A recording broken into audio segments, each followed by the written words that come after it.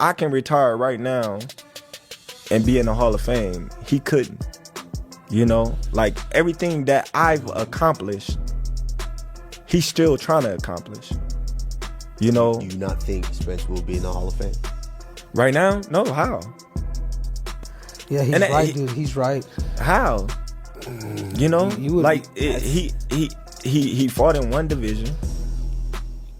You know, never unified the belts. He unified. He did unify. You know, IBF. he unified. Was it? Yeah, nah, he's nice as hell, but you know, I'm at the point of my career, the money right, I'll fight anybody, so.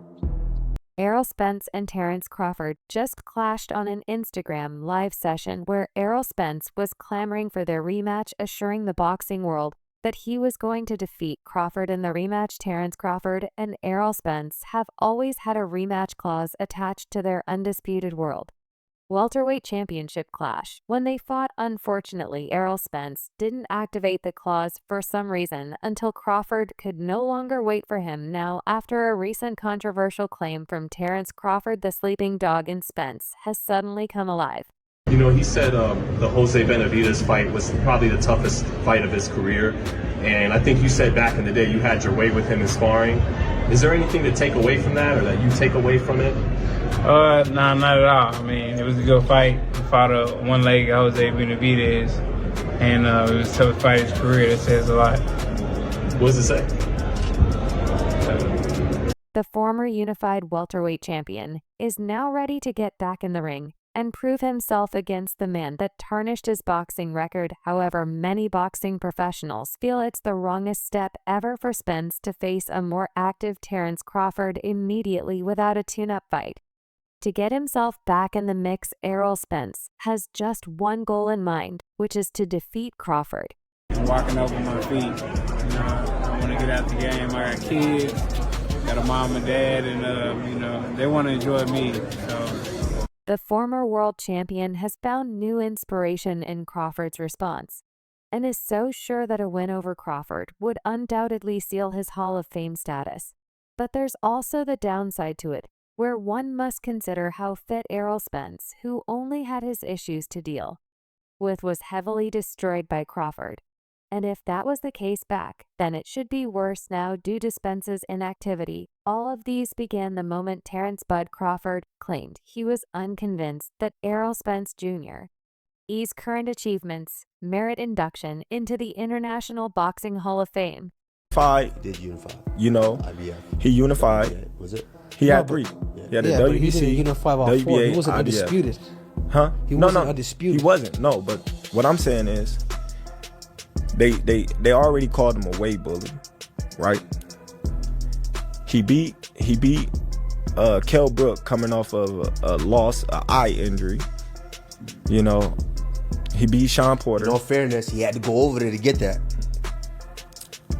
He fought a one-legged Jose Benavidez. So what do you think it is? Well, what is Terence's best victory for you? Probably Gamboa. Why do you say that? Because I can't thank anybody else. Did you say Postal? Was it Postal? Gamboa. No. Gamboa. Recently, like in a Spence, meanwhile, has not fought since Crawford stopped him in the 9th round of their highly anticipated super fight at T-Mobile Arena in Las Vegas. Billed as a 50-by-50 contest, the bout saw Crawford dominate his greatest rival, knocking him down 3 times in a career-defining performance. Before that loss, Spence, 281, held 3 welterweight world titles and boasted an impressive resume with victories over Kell Brook, Mikey Garcia, Sean Porter, Danny Garcia, and Yordenis Ugas. Speaking on pound for pound with Kamaru and Henry, Crawford reflected on Spence, admitting he was a fan before their rivalry began and still is. Door for his title. I'm fighting for a title, and there's a possibility he win this fight. God willing, I win my fight, God willing, and there's your possibility right there. Just when it got to the time where I moved up in weight and I'm in the same weight as Spence, it's like, oh man, you ain't fighting nobody, you this, you that, you this, you that. So now they are trying to ruin my achievements just to boost him up, and I'm like, Hey, you're not going to do that because I can retire right now and be in the Hall of Fame. He couldn't everything that I've accomplished. He's still trying to accomplish. Co-host and former UFC champion Kamaru Usman interrupted to ask Crawford if he thought Spence would make the Hall of Fame right now. Know how Crawford replied fellow host and ex-UFC champion Henry Cejudo agreed as Crawford elaborated. Spence stayed in one division. He unified. He had 3 belts. He wasn't undisputed. What I'm saying is he beat Kell Brook after he came off a loss and an injury. He beat Sean Porter. I don't want to sound like I'm hating on him, but I honestly don't know if he makes it to the Hall of Fame with the accolades that he is right now. Is there ever a possibility where you would rematch Errol Spence? Or is he in a position where he needs to win again before that makes sense for you? The possibility is there. Crawford, 41, secured his own future Hall of Fame spot on July 29, 2023, when he defeated Spence to become the undisputed welterweight champion. It marked the second time Bud claimed all 4 belts in a weight class, having previously done so at super lightweight against Julius Ndongo in July 2017. Since winning his first world title at lightweight in 2014, Crawford has excelled across multiple divisions. Last August, he moved up to super welterweight and defeated Israel Madrimov to claim the World Boxing Association world title. You know what I mean? That's a good win. Like, I don't want to sound like I'm hating on him or, you know, I understand things like that, but I honestly don't know if he make it to the Hall of Fame with the accolades that he didn't got right now. But before then, the World Boxing Organization champion 35 knocked Spence down 3 times before the referee ended the punishment in the 9th. The win makes him the first man to win undisputed titles in 2 weight classes, as he stripped his fellow American of his World Boxing Council, World Boxing Association Super and International Boxing Federation titles. I'm an overachiever. Nobody believed in me when I was coming up. Crawford said Spence, 33, was undefeated in 28 fights heading into the Las Vegas showdown, and it was his 8th world title bout in a row.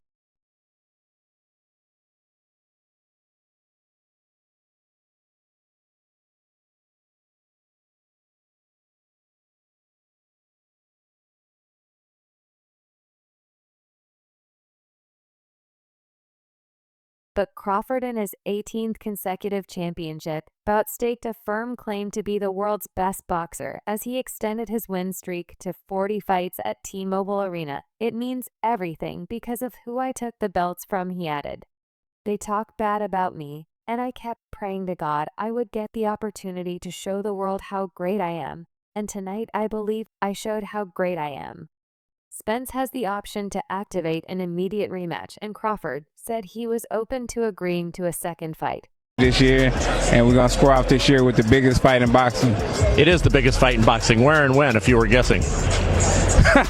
I don't know where, I don't know when, but it's definitely going to be this year. All right, we look forward to that. Thanks for taking the time, Errol.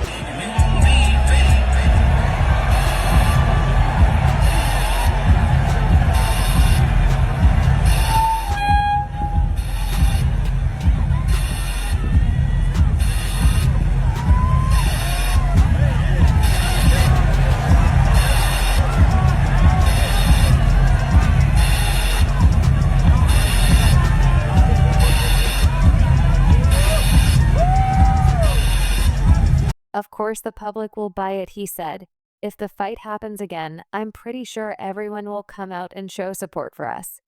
Spence made his entrance first despite being the unified champion. Crawford won a coin toss at the news conference on Thursday, meaning he could decide who occupied the champion spot. Dressed in black and white with red trim, Spence walked second for the first time since stopping Kell Brook to win his first world title in 2017. The ring walks made it clear Crawford fans were outnumbering Spence, and T-Mobile Arena raised the roof when American rap superstar Eminem emerged from the smoke alongside Crawford, dressed in black and with a fishnet over his shoulder. And there they are, ladies and gentlemen. It's the main event of the evening. Brought to you by Premier Boxing Champions. 12 rounds of boxing for the undisputed welterweight championship of the world.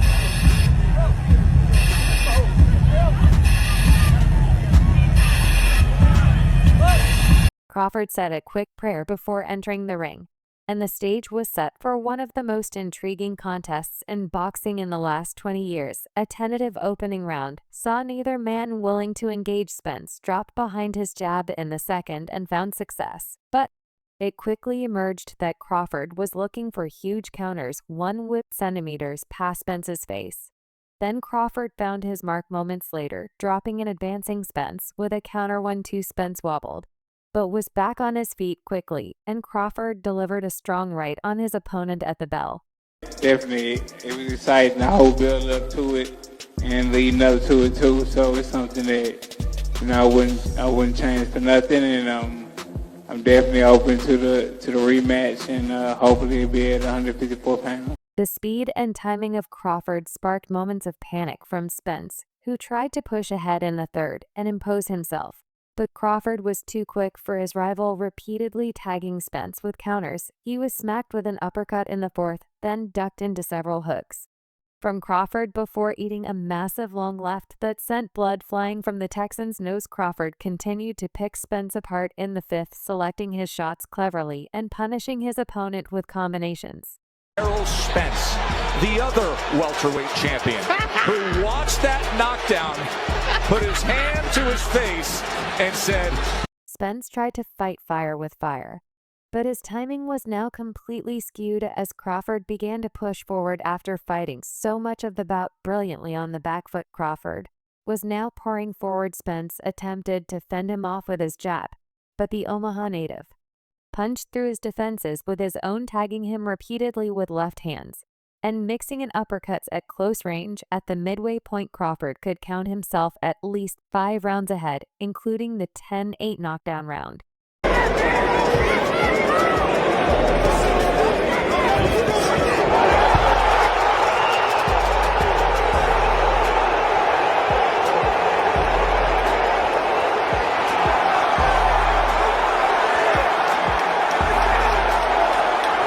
But this dominance was not enough for the World Boxing Organization champion.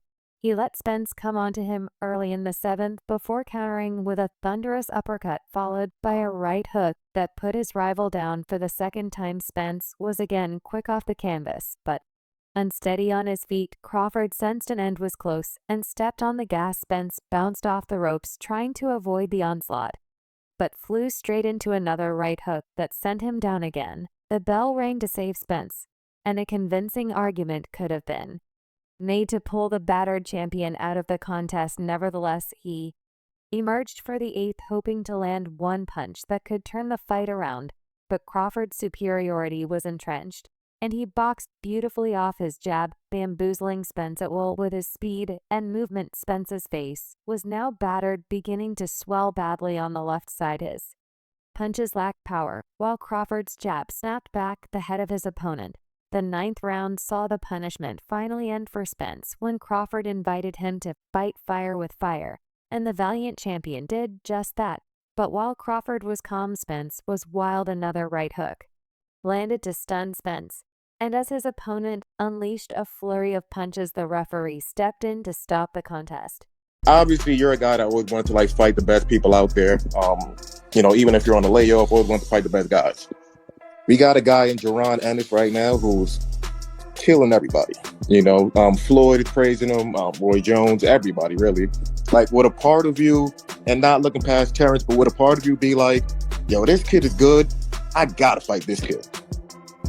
In an interview with Aaliyah Orozco, Porter gave plaudits to the punching power of his former rival turned friend Bud Crawford, claiming the 37-year-old has the ability to end fights at any point. With Crawford, we've learned don't blink while it seems boring for quite a few rounds, then all of a sudden it just ends. In a separate interview with co-artist Sports, Porter recalled the whip effect of Crawford's shots. Even if he connects and you're not out, he's going to keep coming, and he's going to hit you. I kind of described Terrence's power as more of a whip because he throws his power with speed. It coined the phrase speed makes power. Ale ten lewy był mocno, bo... Ależ mocny lewy Spensa i Zafilorecki. Ale jaka odpowiedź? Nie wraca ta lewa ręka. Który zaaplikował mu Crawford. Ostatnie sekundy siódmej rundy. Kolejny knockdown. Patrzy na to, co wyprawia w tej walce Terence Crawford. Czyli... Ależ teraz bomb! So his power is kind of disguised because of his speed, which I think makes it more of a whip. It's not going to take a long time to get there. It's going to get there fast. And it's going to pop you. Crawford will be eagerly awaiting the result of Canelo's upcoming bout against IBF super middleweight champ Canelo Alvarez and Terence Crawford are expected to face off in September. The fight is set to take place at 168 pounds, whereas Crawford's last fight was at 154 pounds there.